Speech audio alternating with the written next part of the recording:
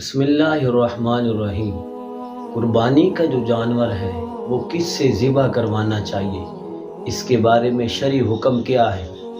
حضرت انس بن مالک رضی اللہ تعالیٰ عنہ آپ فرماتے ہیں، جس کو امام بخاری علیہ رحمہ نے حدیث نمبر 5554 میں لکھا کہ اللہ کے پیارے محبوب کریم صلی اللہ علیہ وآلہ وسلم نے عید الاضحیٰ کے دن عید کی نماز پڑھائی۔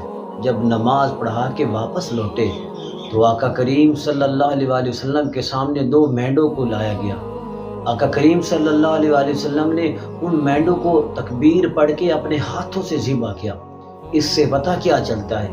اس سے پتہ یہ چلتا ہے کہ انسان جو ہے اگر صحیح تکبیرات پڑھ سکتا ہے، جانور کو ذبح کرنے کا اس کو صحیح علم ہے تو وہ خود جانور کو ذبح کرے، اور اگر اس کو جانور کے ذبح کرنے کا علم نہیں ہے، صحیح تکبیر نہیں پڑھ سکتا، تو پھر وہ کسی ایسے شخص سے، کسی متقی سے، دیندار سے، کسی عالم سے، اپنے امام مسجد سے ذبح کروائے جو صحیح تکبیرات پڑھ سکتا ہو، جو صحیح جو ہے جانور کو ذبح کر سکتا ہو۔ آج کل جو ہے قصائی جو ہے جانور ذبح کرتے ہیں، انہیں صحیح تکبیرات نہیں آتی، ایک جگہ ذبح کر کے ان کو دوسری جگہ کی فکر ہوتی ہے کہ جلدی جلدی دوسری جگہ پہ جائے، اس لیے اتنا خرچہ کرے، اور اگر وہ صحیح تکبیر نہ پڑھے تو کیا خبر جانور جو ہے وہ حلال ہی نہ ہو۔